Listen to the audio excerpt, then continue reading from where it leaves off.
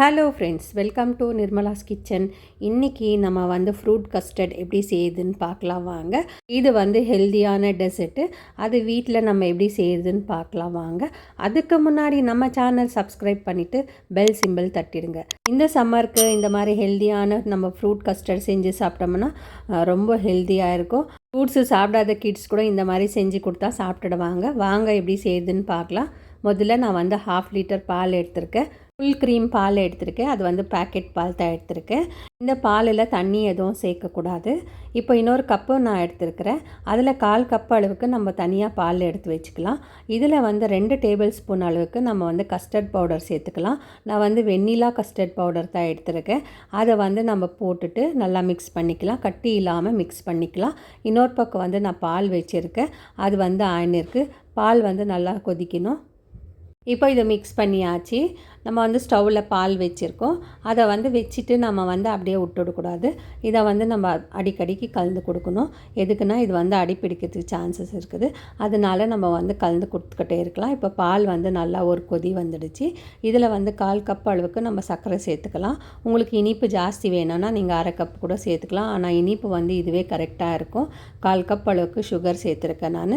சேர்த்துட்டு இது கரியிற அளவுக்கு நம்ம வெயிட் பண்ணலாம். பால் வந்து நல்லா கொச்சிடுச்சு. சர்க்கரை கூட நல்லா கரைஞ்சிடுச்சு. இப்போ இந்த பாலில் வந்து நம்ம கஸ்டர்ட் பவுடர் மிக்ஸ் பண்ணி வச்சுக்கிறது சேர்த்துக்கலாம். ஒரு முறை நல்லா கலந்துக்கலாம். ஏன்னா அடியில் போய் தங்கிடும் எல்லாம். இப்போ நம்ம வந்து இந்த பாலில் வந்து கொஞ்சம் கொஞ்சமாக ஊற்றி மிக்ஸ் பண்ணிக்கலாம். நிதானமாக மிக்ஸ் பண்ணிக்கலாம். இது வந்து சடனாக கெட்டியாகிடும். அதுக்குனால நம்ம சிம்மில் வச்சுக்கலாம். ஸ்டவ்வை சிம்மில் வச்சுட்டு இதை ஊற்றிட்டு நல்லா நம்ம வந்து கலந்து கொடுக்கலாம். கஸ்டர்ட் பவுடர் ஊற்றி நல்லா கட்டி இல்லாமல் நம்ம கலந்து எடுத்துக்கலாம். இது வந்து ஒரு கொதி வந்ததும் நம்ம வந்து ஆஃப் பண்ணிடலாம். பாருங்கள், இந்த அளவுக்கு திக்னஸ் இருக்கணும். இப்போ இது ஆறட்டும் நல்லா.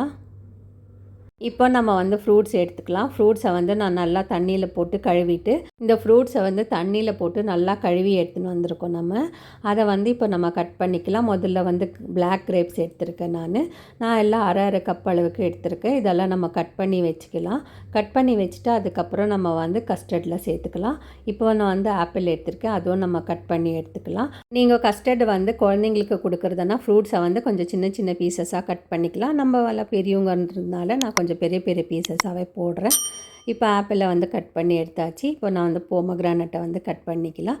இந்த ஃப்ரூட் கஸ்டர்ட் வந்து நம்ம செஞ்சு கொடுக்குறதுனால பசங்களுக்கு வந்து நல்லா ஹெல்த்தியாக இருக்கும். அவங்க காலையில் பிரேக்ஃபாஸ்ட்டு சாப்பிட்லன்னா கூட பரவாயில்ல. இந்த மாதிரி ஃப்ரூட் கஸ்டர்ட் ஒரு பவுல் எடுத்துக்கினாவே போதும். இப்போ பாருங்கள், நான் வந்து ஃப்ரூட்ஸ் எல்லாம் கட் பண்ணியாச்சு. இப்போ நான் வந்து 6 வகையான ஃப்ரூட்ஸ் எடுத்திருக்கேன். இது கூட வந்து ஆரஞ்சு, அதுக்கப்புறம் வாட்டர் மெலனு சேர்க்காதீங்க. ஏன்னா அது வந்து தண்ணி விடும். அதிலெல்லாம் ஆரஞ்சு சேர்க்கறதுனால நம்ம சேர்த்துருக்கிற பால் வந்து திரிஞ்சு போகிறதுக்கு சான்சஸ் இருக்குது. வாட்டர் மெலன் எதுக்கு சேர்க்கக்கூடாதுன்னா, அதில் வந்து நம்ம கட் பண்ண உடனே தண்ணி நிறைய வரும். அது வந்து வாட்டர் கண்டென்ட் ஃப்ரூட்டு. அதனால நம்ம வந்து சேர்த்தோம்னா இந்த கஸ்டர்ட் வந்து கொஞ்சம் தண்ணியாக ஆகிறதுக்கு வாய்ப்பு இருக்குது. இது கூட நீங்கள் ஸ்ட்ராபெரி வேணும்னா சேர்த்துக்கலாம். எனக்கு ஸ்ட்ராபெரி கிடைக்கலன்றதுனால நான் வந்து இருக்கிற ஃப்ரூட்ஸ் வச்சு நான் வந்து கஸ்டர்ட் பண்ணியாச்சு.